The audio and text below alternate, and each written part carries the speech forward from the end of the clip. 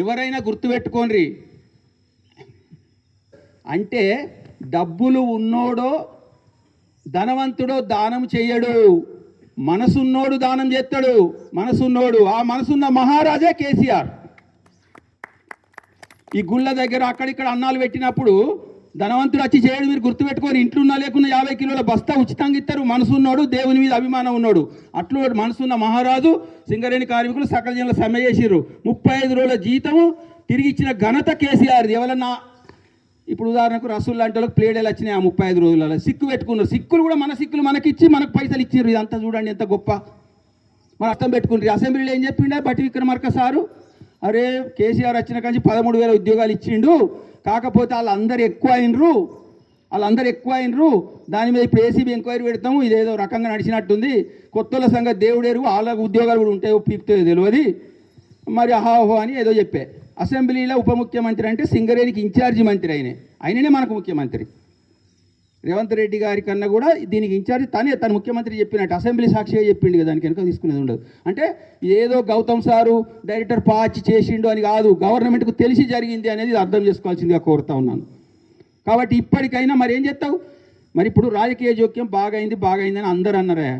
రాజకీయ జోక్యము అవసరమే, కానీ ఎంతవరకు అవసరమో అంతవరకే. మంచి కోసమే అవసరం, చెడు కోసం అవసరం లేదు. ఆ రోజు చంద్రబాబు నాయుడు ఈ ఉద్యోగాలు బంద్ పెట్టిండు, చెడు చేసిండు, లాభాల వాట ఆయన ఇచ్చిండు. ఏమన్నాడు? నష్టం వచ్చిన మీరు కట్టుకోవాలంటే లాభాల వాట అక్కడ స్టార్ట్ చేసిండు. అలా చేసిండు. మనకు 663 కోట్ల రూపాయల వడ్డీ అప్పును కేంద్ర ప్రభుత్వంతో మాట్లాడి వడ్డీ కట్టకుండా 10 ఏళ్ళ తర్వాత కట్టేటట్టు మాట్లాడిండు. గంతవరకు చేసిండు, అంతే తప్ప ఇలా జొర్రలే. మంది ఎక్కువ అయితే బంద్ పెట్టిండు. ఆ చెడు మంచిగా మనకు నచ్చలే చెడు. ఇప్పుడు ఏం చేస్తున్నారు? కష్టపడి పనిచేస్తున్నారు. అంటే మీరు కష్టపడి మెల్లగా కుండల మెల్లగా నింపుతారు. మీరు ఏమనుకుంటారు? మేము బాగా కష్టపడుతున్నాం నింపుతున్నామని మీరు అనుకుంటారు. కానీ కింద ఆ కుండకు కింద పెద్ద పొక్క పొడిచింది ఇప్పుడున్న గవర్నమెంట్. ఏంటిదయ్యా అంటే ఓపెన్ కాస్ట్ టెండర్లల్లో ఏదైనా ఇప్పుడు మీకు ట్రాన్స్ఫార్మర్లు వైరింగ్ చేసే వాళ్ళకి ఏం చేస్తుంది? కంపెనీ 100 రూపాయలు అంటే 90 రూపాయలు వేసినకి టెండర్ ఇస్తుంది. అయితే ఈ కేసీఆర్ అప్పుడు చెప్తారు కదా, ఆర్కేఓసీల టెండరు ఎంక్వైరీ, సిబిఐ ఎంక్వైరీ పెట్టమని చెప్పి మొన్న గట్టిగా అడగడం జరిగింది. నైని అనే బొగ్గు బ్లాకును 25 సంవత్సరాల టెండర్ కోసం వేస్తే దాంట్లో ఎక్సెస్ టెండర్ వేసి ఆ 25 సంవత్సరాలలో 5,000 కోట్ల రూపాయల అదనపు చెల్లింపు వచ్చే విధంగా టెండర్ వేసింది కాంగ్రెస్ ప్రభుత్వం యొక్క బినామీలు. దాన్ని కేటీఆర్ గారు, హరీష్ రావు తూర్పారబట్టి లొల్లి పెట్టి ఆ టెండర్ను రద్దు చేయించారు. మరి మన యూనియన్ అడ్డుపడితే ఆగునా? అప్పుడు ఎవరు వచ్చిండ్రు? మరి కేటీఆర్, హరీష్ రావు, నువ్వు రాజకీయ నాయకుని, నువ్వు రాజకీయ జోక్యం వద్దు మాకు, మేము ఏం మాట్లాడతామని ఇప్పుడున్న యూనియన్లు మాట్లాడినా. కాంగ్రెస్కున్న అనుబంధం ఐఎన్టీసీతో మాట్లాడది, ఏఐటీసీ మాట్లాడాలి కదా. టీబీజీ కేసు వర్రింది, కానీ మమ్మల్ని ఎవరు పట్టించుకుంటాడు? ముఖ్యమంత్రి పట్టించుకుంటాడా?